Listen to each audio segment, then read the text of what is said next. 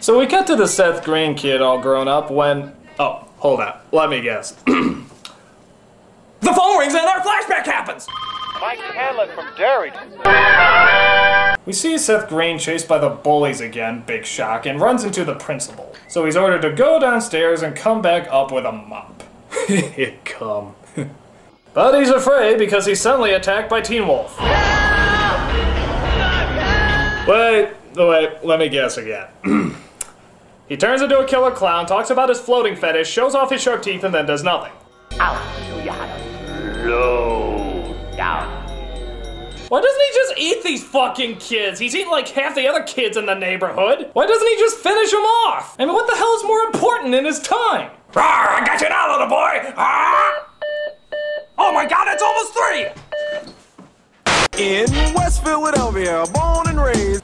Alright, so you heard everybody else's backstory. Where the hell is this Mike guy who's making all these calls fit in? Well, guess what? The answer will be revealed in... another fucking flashback! It turns out Mike was the new kid on the block when, of course, he's attacked by the bullies. Are these the only fucking bullies in the town? Come on, kids, give the skinheads across the street a chance! They chase him over a fence as apparently they're immune to barbed wire as he comes across the usual gang of rejects. So they throw rocks to defend themselves as they discover that bullies apparently aren't immune to pain. They talk about how they've all seen the killer clown and discover that he might have been around for as long as 200 years. This literally gets the picture going as Mike's book comes to life just to make the kids piss their pants again. I'll kill you all. I'll drive you crazy and I'll kill you all. Sticks and stones may break my bones, but first you gotta throw them! I'm every nightmare you ever had. I am your worst dream come true. Why don't they just close the book? Wouldn't they be able to shut them up if they just slammed that thing shut? I'll drive you crazy and I'll kill you all.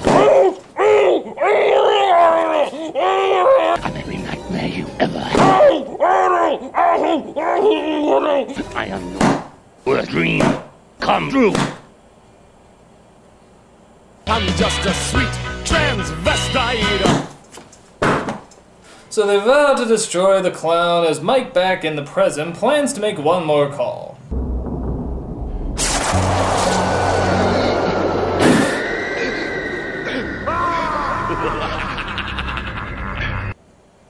Balloon! So Mike makes his last call to Stan, resulting in, oh, blow me if you don't know. Courteous, kind, obedient, cheerful, thrifty, brave, clean, and reverent. They find out that Bev is really good with the slingshot, so she's the perfect candidate to shoot Silver into the monster. Friggin' Silver! Mother's yearns, baby. Solid silver. That's just stuff in movies. Yeah, that's just stuff in the movies! This is a killer clown that can turn himself into a werewolf! You know, real life! So they go into the sewer where they think the clown is, as it turns out the bullies are there waiting. Where are they going?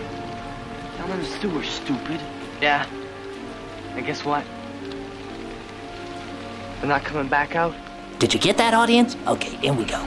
So they go into the sewer to try and fight the monster. This is really suspenseful because I have no idea which characters are going to make it out alive except for all of them. Now, before you die, I want you to think about every rock you threw. Stop! Stop! The one-dimensional villain sees murder as the only option. That's in every Stephen King story. I said I'd call for another shot.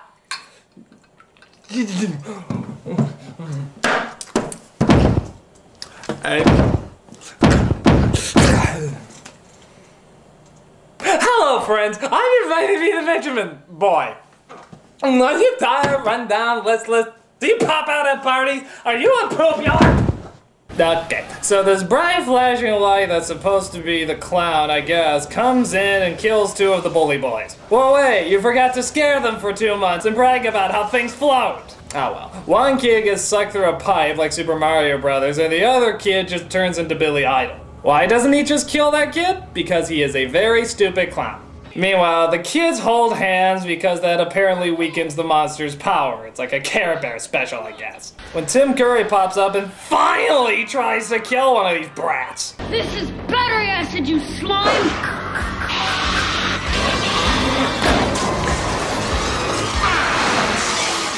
Yeah. This is what you were afraid of the whole time, guys. An acrobatic stop-motion clown with a flashlight coming out his head. I'm drunk, and even I'm not afraid of that. So they think they killed it and make a promise that if he's not dead, they'll come back to finish the job. Well, as years later, the clown is back and we find Stan is just a filthy cheater.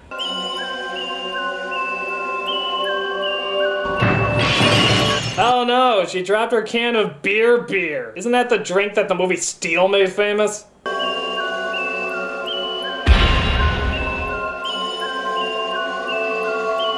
Oh gee, that was nice of him, to leave the world's briefest suicide note. Did he really feel that would explain everything?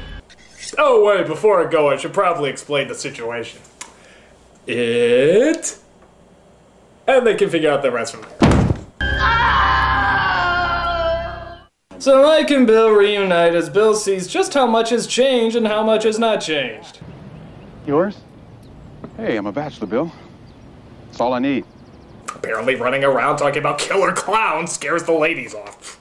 Meanwhile, Richie, that Seth Green kid, gets a different kind of welcome. Come on up, Richie. Try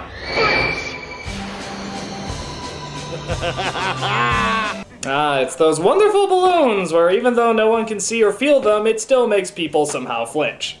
If you see... Excuse me, sir. Do you have Prince Albert in a can? You do? Well, you better let the poor guy out. Maybe it's because I'm drunk or something, but Tim Curry's a riot. Were people really scared by this guy? He's hilarious. I don't even think his scene is supposed to be this long. I think he just decided to stay on set and annoy everybody. That I had to go. That I had to get cleaned up. Tim, you're done for the day. Can you please piss off? Tell him I'll see him tonight. We have a movie to film here, Tim, and you're really not helping. Please leave. Okay, we'll just shoot around you. Don't worry, people, he'll get punished. He's gonna be in Charlie's Angels soon enough. Both Eddie and Beth have similar incidents where the clown pops up and scares them. But again, why doesn't he just kill them?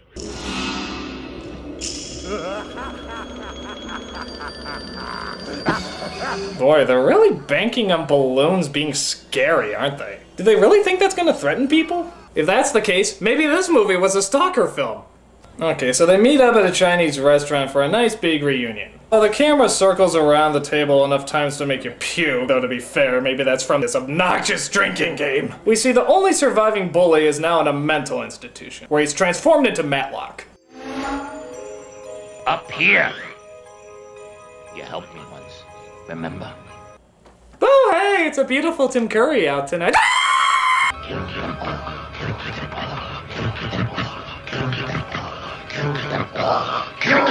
I am the shadow on the moon at night, filling your dreams to the brim with fright. Meanwhile, back at the restaurant, we see that the fortune cookies have been replaced with Marilyn Manson's wind-up toys, which of course scares the living shit out of them. This leads them back to the library where they try to figure out what the heck's keeping Stan so long. You tell that loser that if he hasn't left already, he's a dead man. We all managed to show up. I have never felt so much love in one room in my entire life. It's great to be back in Derry, breathing in that old Derry air. Let me continue to be incredibly inappropriate as we build up to the obvious dramatic payoff in 3, 2, 1. Stan is dead. Oh no, we were assholes! Well, let's mourn his loss within our flashback. He said he didn't mean to go into that house, but this voice kept whispering to him.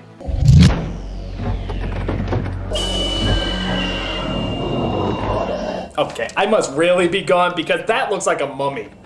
Seriously? We're using mummies now? This isn't a Stephen King movie, it's an Abbott and Costello knockoff! He was trapped. The only thing he could think of to do was to hold his bird book out in front of him like a shield and say as loud as he could the names of all the birds he could remember.